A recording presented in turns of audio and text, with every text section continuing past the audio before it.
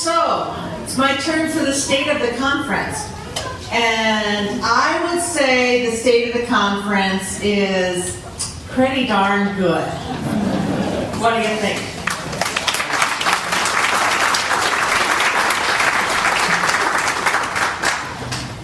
Both of our camps are operating in the black.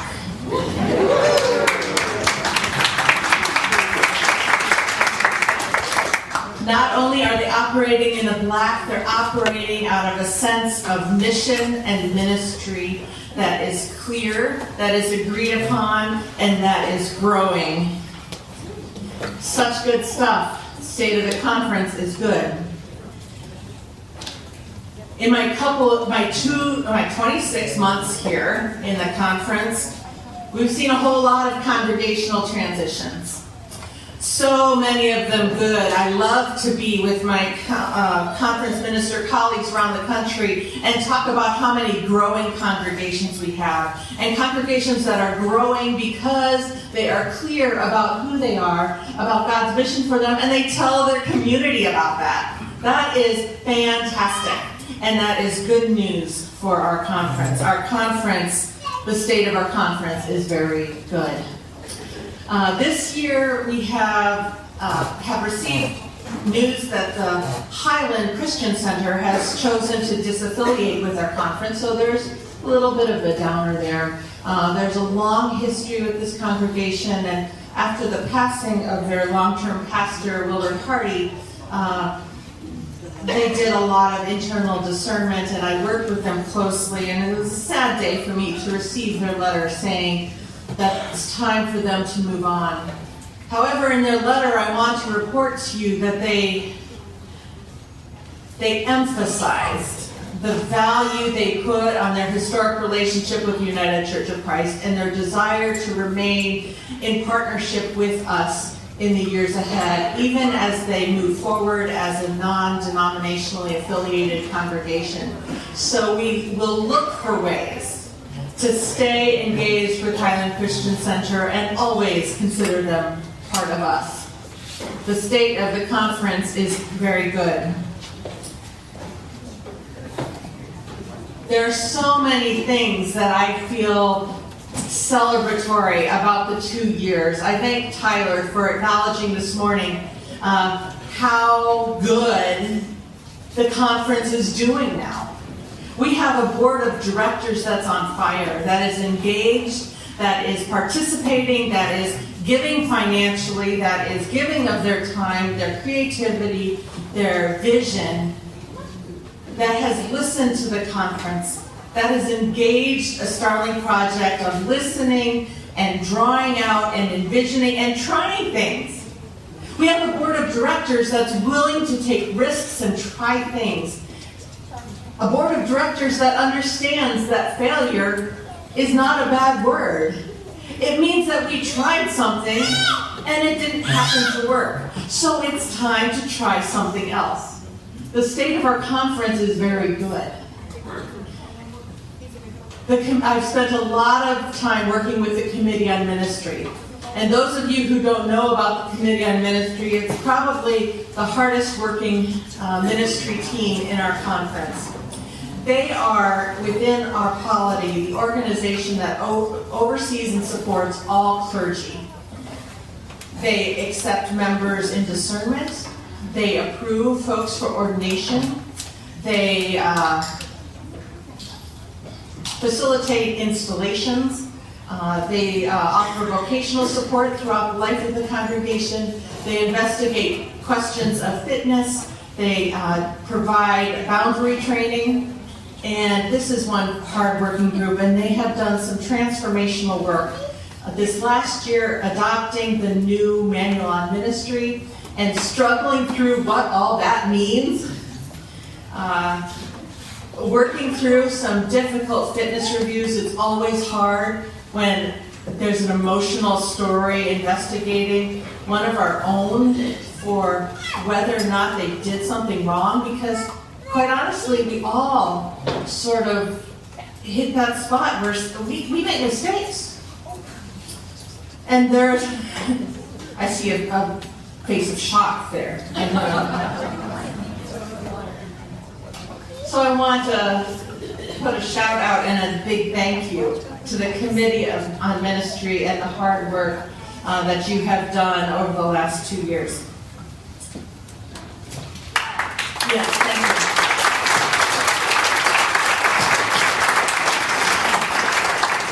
you. When I first talked to the search committee looking for a designated term conference minister, it was really clear some key tasks that needed to be addressed during this time.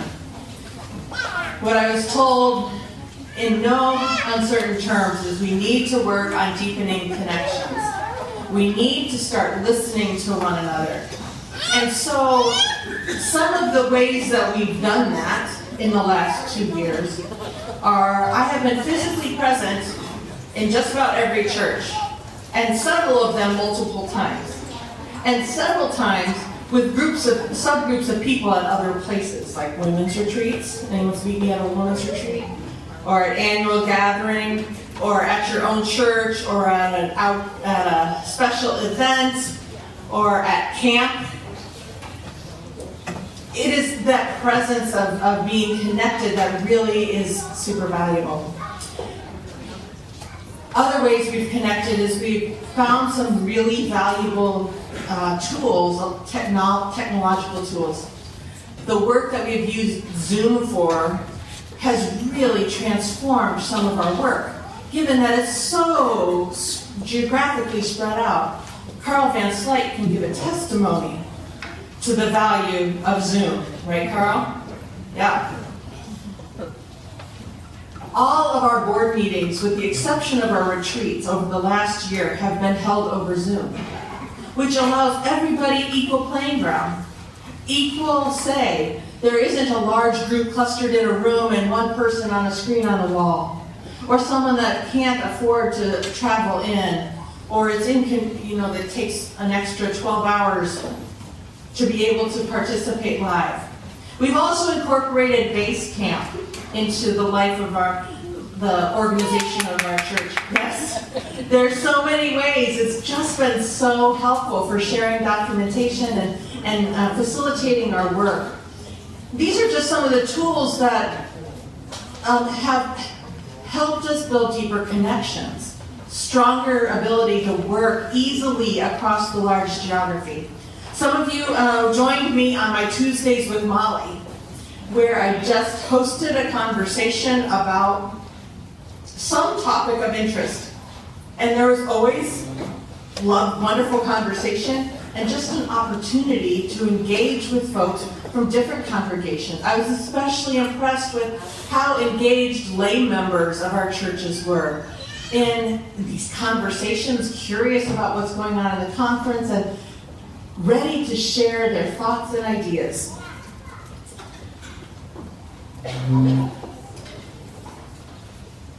We have gone through a lot in the last couple of years.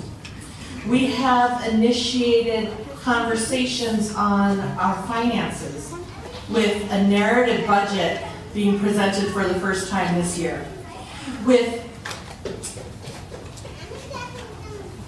a fund development team that is helping us imagine how to manage the income side of our money equation. Jean Avison will remember in our first conversation I said, well, why do we only have that much money coming in from Friends of the Conference? And the response was, well, we just send out a letter at the end of the year. Does anyone know what Friends of the Conference is? No, not really. So we have increased awareness and been willing to set an outrageous objective of more than doubling, and that's pushing us to participate in the work to make that happen. The state of our conference is really good. The engagement that we have across the life of the church is fantastic. Look at our attendance here this weekend. So much higher and so much more engaged. This is our 4th or 5th year utilizing participatory leadership practices and the art of hosting techniques. and we're more vibrant for it. Look at the creativity of the work we're doing and the energy and our ability to work through business efficiently and effectively. Thank you all for showing up and being part of this conference. In the last 2 years, we've moved to a virtual office space. That doesn't stop our relationship with our inner church center friends and families, but it lives into our vision of being an anti-racist community and engaging with a diverse community that's connected to our core values, and inviting the Oregon Latino Health Coalition, there we go, I got all the words in the right order, to utilize our Suite E at the Inner Church Center. And Debbie and I are working from our homes and me from my car, because their job is to be out in the conference. The conference is not an office. The conference is not a staff. The conference is us. And that has been transformative, exciting work. I've been very involved in ecumenical conversations. In the state of Oregon, emo initiative called the Common Table has emerged, and I have served as the United Church of Christ representative in these conversations that are the most in-depth, extensively interfaith ecumenical conversations that I've ever witnessed anywhere I've been. I'm sitting at the same table with the community of welcoming congregations and No Life. Right? And the Muslim community and several different Jewish communities. I'm sitting at the Church of the Latter-day Saints is at the table. And we are engaged in just cutting-edge, remarkable opportunities for dialogue, relationship building, and shared passion for making the world a better place for all of God's children. We are at the table. The conference is there and part of that work. We have engaged in conversations across the Western region about ways that we can be looking at doing shared ministry for both economies of scale as well as economies of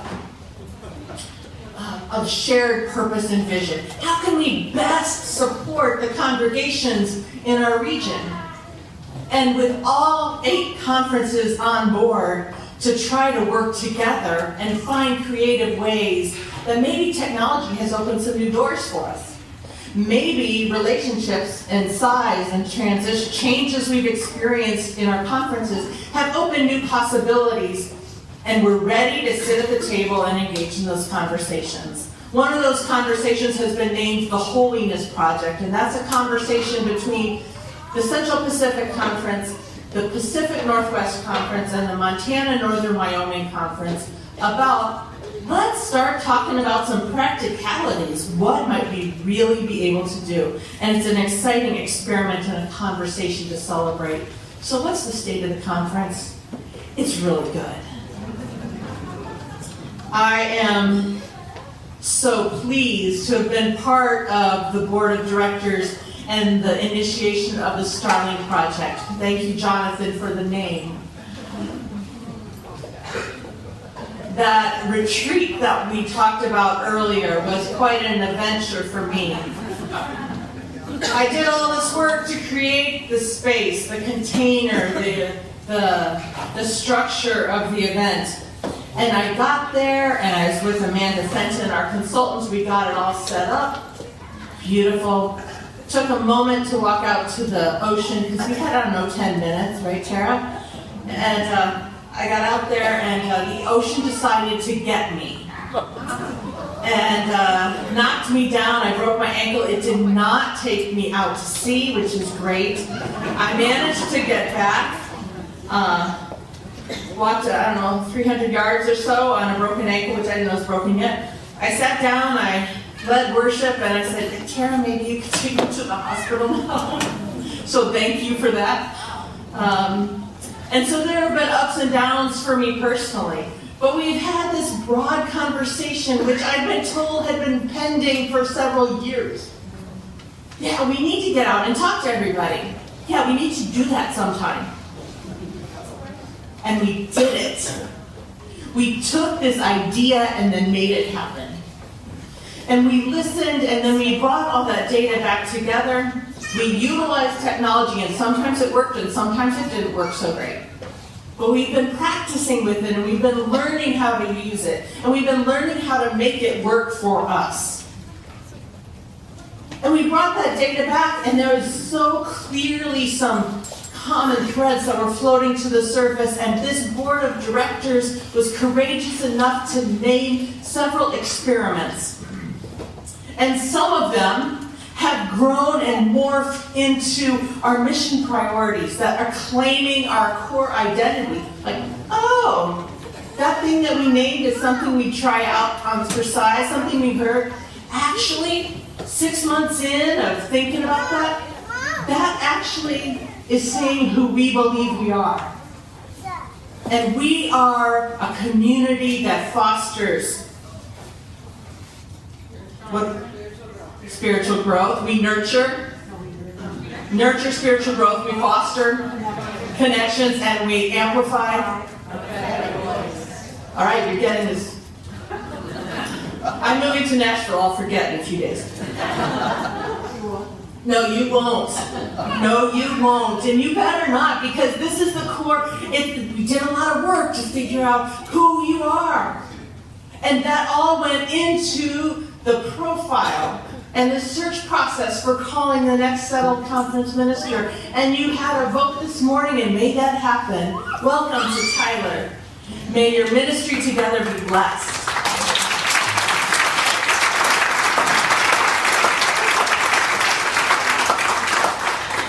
Some of those experiments we've been like, that's not really, there's no real energy around that. Maybe they'll come back later. Some other ones still have energy and are emerging and growing and are going to transform into something exciting.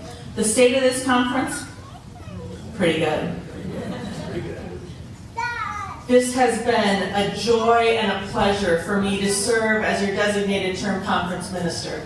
It has been an honor to speak from your pulpits and engage in your fellowship meals, to talk with your communities through challenges and conflicts and struggles, to work with our committees and our ministry teams to discern how God is speaking to us now. It's been a pleasure to go to the National Youth Event and hang out with their kids.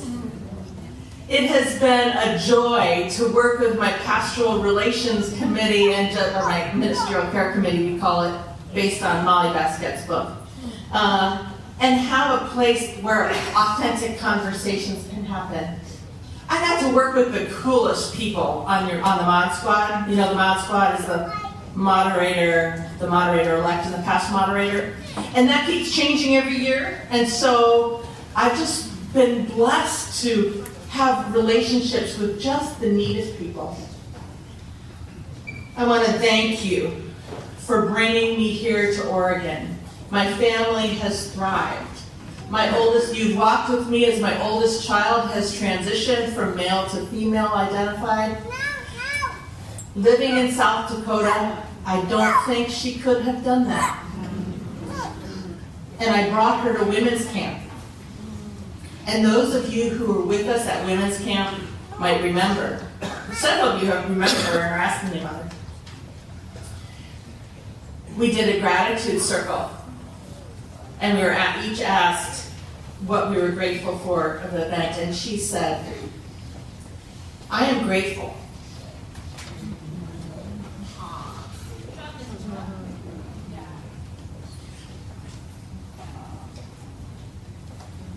I am grateful that this group of people sees me like I see me. This is the church that is telling a transgender youth that she is fully herself. And we see her, and we know her, and we love her.